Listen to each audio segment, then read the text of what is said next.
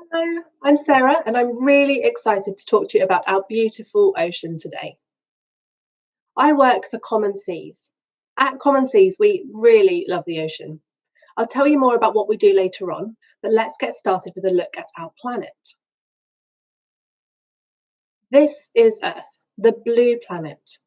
It's easy to see why it's called that, with more than 70% of Earth covered by ocean. The ocean is incredibly important and a key part of what makes this planet the perfect place for us to live. So let's find out more with an ocean quiz. Play along with whoever you're watching with by listening to the statements and then giving a thumbs up if you think it's true and a thumbs down if you think it's false. Are you ready? The ocean helps us breathe. True or false? After three, let's all take a big breath in together. 1, 2, 3. And out. Did the ocean help with that? Give me a thumbs up if you think it did, a thumbs down if you think it didn't. Well, it's true. Some of you will already know that plants make the oxygen we breathe when they turn sunlight into food through photosynthesis. But did you know that most of the world's plant-like species, about three-quarters of them, live in the sea? From tiny, tiny phytoplankton to the giant kelp forest like in the picture. Every second breath we take comes from the ocean. More than 3 billion people depend on the ocean. True or false? 3 billion. That's a really big number. I'm sure all of you can count to 10, maybe 100, maybe even 1,000. But what about a billion?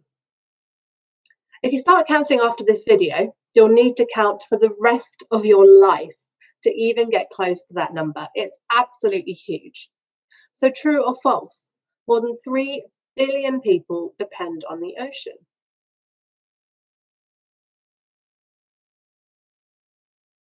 Well, it's true. With more than 7.5 billion people on the planet, the ocean is essential for food, our health, and a lot of jobs. Fishing alone provides jobs for more than 200 million people. Then there are sailors, scientists, explorers, deep sea divers, and marine biologists, to name just a few. Millions of people also work in the tourism industry, and lots of us enjoy taking holidays or day trips and relaxing at the coast and having fun. The global economy, the way we all make and spend money, relies on the ocean.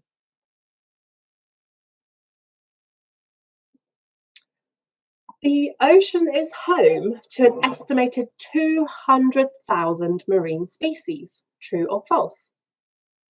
Well, from Earth's biggest animal, the blue whale, to the leafy sea dragon, the ocean is home to all kinds of weird and wonderful creatures. But is it home to 200,000 different species? What do you think? Well, it's actually false. Now, we don't actually know how many different species of animal live in our seas. The ocean is so huge that we've only managed to explore a tiny part of it so far.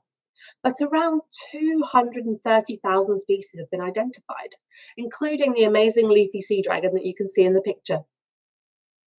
But scientists think there could be millions we are yet to discover. If we have any young scientists or explorers watching, who knows? Maybe there'll be a new glow-in-the-dark sea snail named after you one day. All right, final statement then. There is more plastic than fish in the ocean. True or false? We've probably all used plastic several times already today.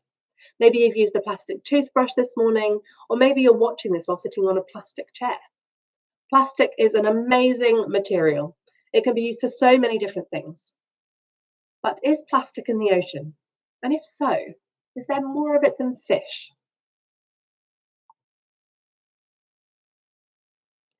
Well, not today, but some research estimates that within your lifetime, there'll be more plastic than fish in the ocean.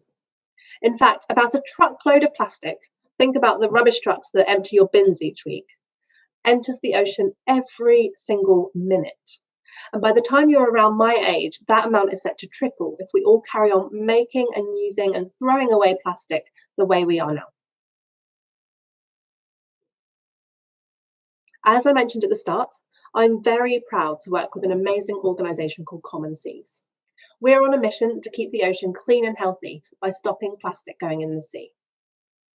To explain why we're on this mission, we need to talk more about plastic. Why is it a problem? We already thought a bit about the plastic we've used so far today. It's a really useful material that can be used to make so many different things.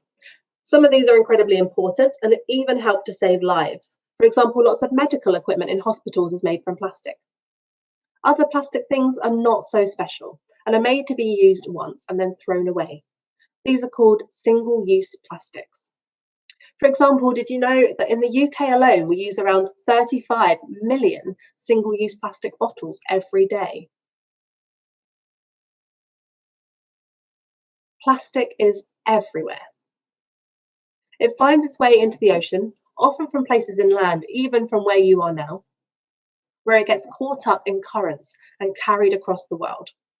In some places, these currents move in circles and create something called gyres. You can see these with the arrows in the picture on the screen. Here, plastic can circulate for a long time while it breaks down into smaller pieces of plastic called microplastics. Scientists often describe the water in these places as being like plastic soup. Ugh. Plastic has been found at the top of the world's highest mountain, in the deepest sea trench, 7 miles underwater. It's been found in the Arctic, one of the most remote and wild places on Earth. It's been found in our food, water, in the air we breathe.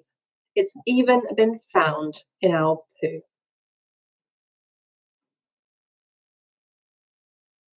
You see, even though we might only use something plastic for a very short time, it stays with us for hundreds of years after we've thrown it away. This isn't good news for us or for marine life. Sea creatures often become tangled up in plastic waste, which can cause them a lot of harm. Many animals also mistake plastic for food. Filling their tummies with rubbish means they've got no room for real food and they can starve. Look carefully at this picture. The shell of the turtle is actually a photo of plastic pieces which were all found in the tummy of a sea turtle in the Pacific Ocean. Plastic waste harms millions of sea animals every single year. The majority of plastic pollution worldwide comes from single-use plastic items, those things that we use once and then throw away, like plastic bags, plastic bottles, and plastic snack wrappers. Today, it's really hard for us to avoid this waste because so many things that we want and need come packed in them. So what can we do about it? Our organisation, Common Seas, is full of smart people working on clever solutions. We're working with businesses, governments, schools, and young people to try and change the way plastic is made and used, so we can stop single-use plastic before it even makes it to the shops. Now, this is just part of the solution, and we know that we need all hands on deck to really make a difference. That's why we created Ocean Plastics Academy. Ocean Plastics Academy is a program to provide you and your teachers with all the knowledge and techniques that you need to tackle plastic pollution in your school, at home, and in your community. We're excited to be working with young sea champions all around the world who are doing amazing things to protect our ocean. We know that young people have powerful voices and amazing ideas that can inspire and motivate action for a plastic waste-free future. So we were really excited to team up with Kids Against Plastic, an amazing charity for kids set up by teenagers Amy and Ella Meek. Together, we asked the question, what if young people helped schools to lead a plastic waste revolution? We joined Amy and a group of her brilliant CAP Club members on a trip on a time machine, travelling 10 years in the future, where young people like you helped schools lead the way to a plastic waste revolution. This is what we found in that future.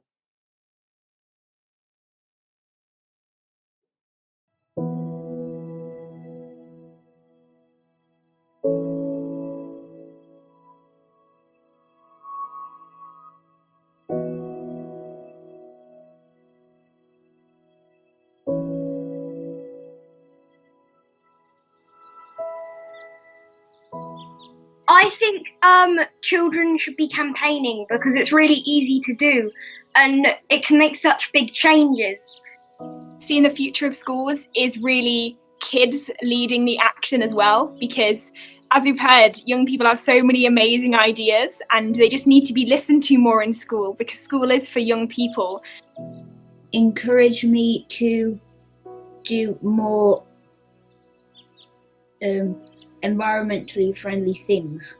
Well, all the school uniforms are made out of natural materials like wool and cotton, not nylon and things, and then there won't be any microfibers being washed out into the sea. So I think that there should be a national curriculum for the school to teach all the children about litter and why it's really important not to litter, and also what harm it can do to our environment. All the children are doing litter picks. And there's a litter picker as part of the school uniform. We use plastic in like art and stuff, and not just throw it into the bin, like try and use it in art again. Water fountains at school. Everybody using a refillable bottle. I think they should have their school garden, so they don't have to buy in the vegetables. They can grow it, and then they go out every class, take it in turns to pick stuff. And there's loads of plants on them, so they kind of help stop global warming. They'd probably look like a rainforest just shaped as a school.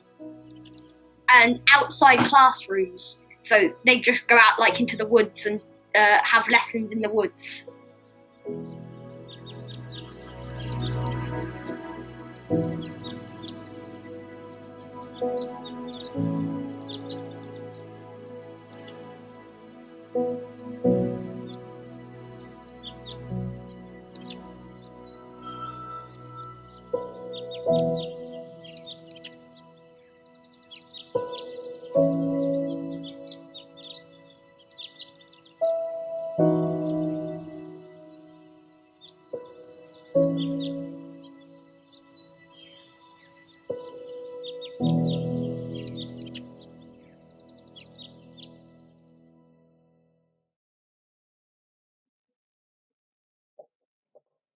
What an incredible future. We believe that if we all work together, this imagined future can become reality. And we want you to help us start on that journey today. So here is your challenge. Firstly, have a think about the problem plastics in your school. Is there plastic waste in the classroom, the lunchroom, in the playground, maybe in the staff room or school office? If you can, pause the video here for a moment to share your thoughts. Now you've thought about where plastic is a problem at school, let's think about what can be done to tackle it. It's time to step into the time machine. We want you to meet us in the future, 10 years from now, where your school is completely plastic waste free. Are you ready? Hi everyone, I'm Amy, the co-founder of an environmental and educational charity called Kids Against Plastic that is tackling plastic pollution and consumption. Now, in a moment, we are all going to take a journey through time together. Now, this is a historic attempt. It's the first time in history that an act of collective time travel has been attempted. Now, during lockdown, I've been pretty busy building my own time machine using bits that I found at home and using plans that I found online. So when I turn it on, we are going to travel forwards 10 years from now to see what the future looks like. Are you ready? Okay, great. So for this to work, we all need to be really still, calm, and very relaxed. So take a moment to make sure that you're sitting comfortably, ideally with your feet on the ground and your hands nice and relaxed on your lap or on the armrests of your chair. Okay, good. I can tell that you all look so nice and relaxed. So now you need to close your eyes. Try and relax further. Keep your eyes closed until I ask you to reopen them. This will help you to sink into your imagination. Right, now I'm going to turn on the time machine. Here we go.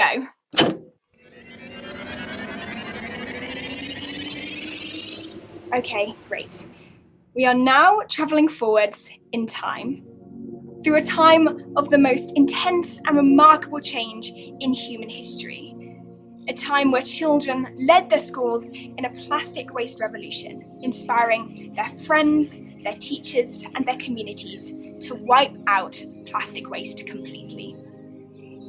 The schools and the way that young people like yourselves learn within them that feels so permanent today crumbled and fell, and new, infinitely better schools bloomed in their place.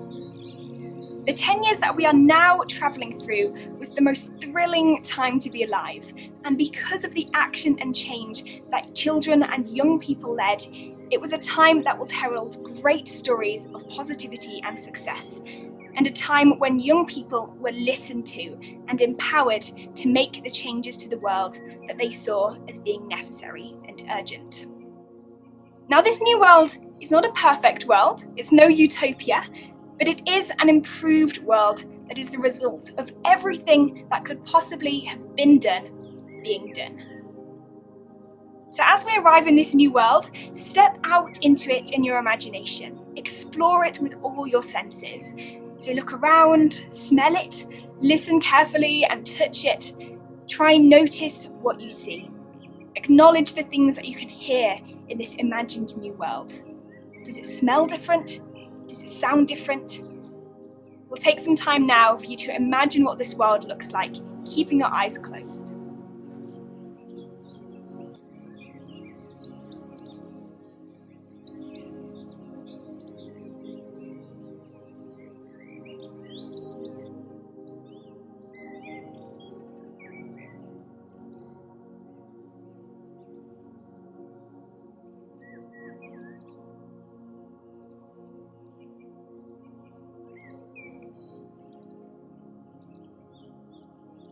Remember that completely anything could happen in this new world. It's all up to your imagination, and try and look really closely at the details. What's changed? What new things have happened?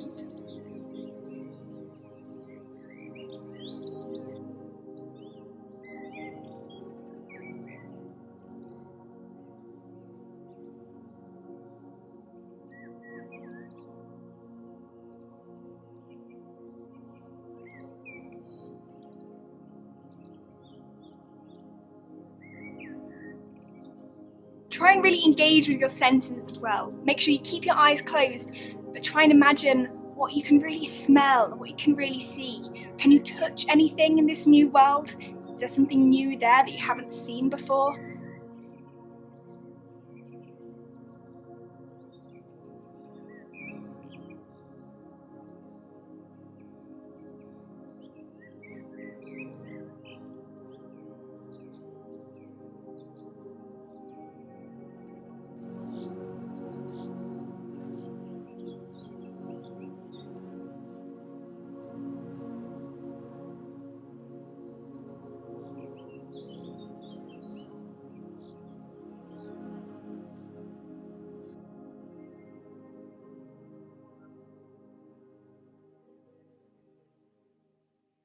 Okay, so as we re-enter the time machine and start to travel back to the present, start to slowly open your eyes, have a little stretch, it's been a long journey, and get ready to share your imagined world.